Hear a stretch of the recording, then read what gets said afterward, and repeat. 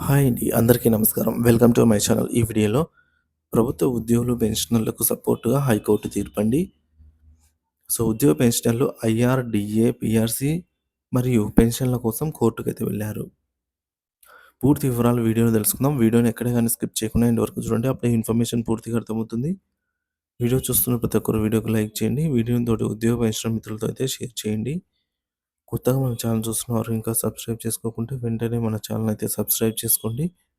దీని ద్వారా నేను చేసే లేటెస్ట్ వీడియోస్ అన్నీ మీ వరకు రీచ్ అవుతాయి. ఇక ఆలస్యం చేయకుండా వివరాల్లోకైతే వెళ్ళిపోదాము. ఫ్రెండ్స్, ఇక విషయానికొచ్చినట్లయితే ఏపీ ప్రభుత్వ ఉద్యోగులు ఎదుర్కొంటున్నటువంటి ఆర్థిక సమస్యలు హైకోర్టు తీర్పుతో కొంచెం ఊరట. ప్రభుత్వ ఉద్యోగులు ముఖ్యంగా రిటైర్మెంట్ పొందిన వ్యక్తులు గత కొద్ది కాలంగా ఆర్థికంగా తీవ్రమైన ఇబ్బందులను ఎదుర్కొంటున్నారు. డీఏలు సమయానికి చెల్లించకపోవడం, పీఆర్సీ దాదాపు గడువు దాటి ఇంకా అమల్లోకి రాకపోవటము, రిటైర్మెంట్ బెనిఫిట్లు ఆలస్యం కావడం వంటి అంశాలు ఉద్యోగులకు భారమవుతున్నాయి. ఉద్యోగుల పరిస్థితి కీలక సమస్యలు. డీఏల ఆందోళన మొదటిదండి. 2022 జూలై 1 నుంచి పెండింగ్‌లో ఉన్నటువంటి 5 డీఏలలో ఇప్పటి వరకు మంజూరు కాలేదు. వీటిలో ఒక్క డీఏకి ఒకటే చెల్లించి మిగతా వాటిని ప్రభుత్వం అటకెక్కించింది. పీఆర్సీ ఆలస్యం. కొత్త ఫిట్‌మెంట్ ప్రకటించకపోవటం వల్ల ఉద్యోగుల ఆదాయంలో పెరుగుదల లేకుండా నిలిచిపోవడమే కాదు, వారి జీవన ప్రమాణాలు కూడా దెబ్బతింటున్నాయి. రిటైర్మెంట్ బెనిఫిట్లు, గ్రాట్యుటీ, జీపీఎఫ్, టీజీఎల్ఐ వంటి రిటైర్మెంట్ బెనిఫిట్లు కూడా సమయానికి అందకుండా ఆలస్యం కావడంతో పదవీ విరమణ పొందిన ఉద్యోగులు ఆర్థికంగా ఇబ్బందుల్లో చిక్కుకుంటున్నారు. పెన్షనర్ల బాధలు. పదవీ విరమణ చేసిన తర్వాత కూడా ఆర్థిక భద్రత లేకుండా వృద్ధాప్యంలో కొంత మాత్రం అనుకోలేని పరిస్థితులను ఎదుర్కొంటున్నారు. కాబట్టి ఈ మేరకు కోర్టు తీర్పు ప్రకారము ఏమని తీర్పిచ్చిందంటే 24% వడ్డీతో రిటైర్మెంట్ బెనిఫిట్లు చెల్లించాల్సి ఉందని ప్రభుత్వానికి కోర్టు ఆదేశించిందండి. ఉద్యోగ సంఘాల డిమాండ్లు. ముఖ్యంగా పాత పెన్షన్ విధానం ఓపీఎస్ పునరుద్ధరించాలని డిమాండ్ చేస్తున్నారు. పెండింగ్ డీఏల చెల్లింపులు వెంటనే జరగాలి. గ్రాట్యుటీ, మెడికల్ బిల్లులు రీయింబర్స్‌మెంట్ వెంటనే క్లియర్ చేయాలని కోరుతున్నారు. సంక్షేమ పథకాలు కేటాయించే నిధులలో కొంత మొత్తాన్ని ఉద్యోగుల అవసరాలకు కేటాయించాలి అని కోరుతున్నారు. 2025-27లో భారీగా రిటైర్మెంట్లు ఉన్నాయి. అప్పుడు ఉద్యోగులంతా కూడా ఆందోళన పెరుగుతోంది. ప్రస్తుతం ప్రతి నెల 5,000 మంది ఉద్యోగులు రిటైర్ అవుతున్నారు. రాబోయే 2 సంవత్సరాల కాలంలో రిటైర్మెంట్ల సంఖ్య మరింత పెరిగే అవకాశం ఉంది. ప్రస్తుతం 1 ఇయర్ డిలే ఉన్న బెనిఫిట్ల విషయంలో రాబోయే కాలంలో మరింత సమస్య అనేది తీవ్రతరం అయ్యే అవకాశం ఉందని ఆందోళన వ్యక్తమవుతోంది.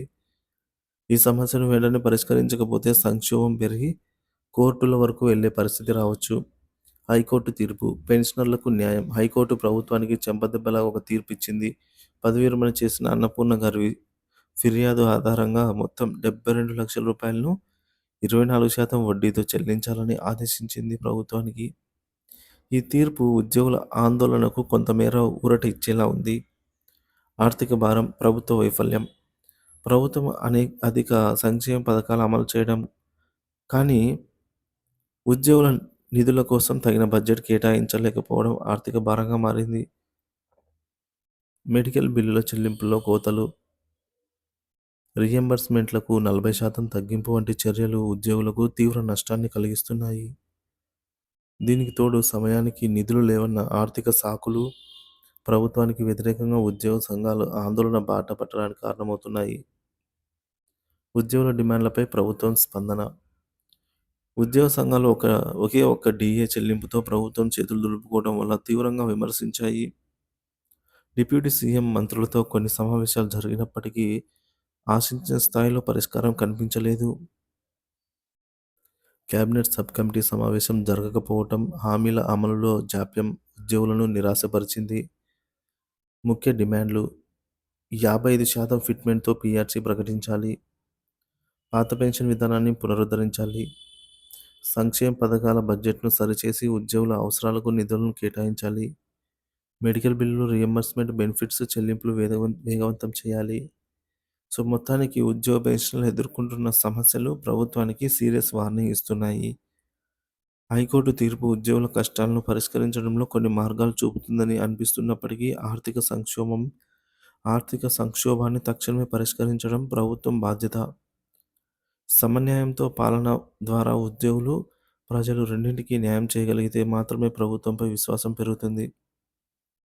మరిన్ని అప్డేట్స్ కోసం మన ఛానెల్ సబ్స్క్రైబ్ చేసుకొని అప్డేట్స్ ఫాలో అవుతుండండి. మీ అభిప్రాయాలు కామెంట్ రూపంలో తెలియజేయండి ఫ్రెండ్స్ ఈ టాపిక్ మీద. Thank you for watching this video.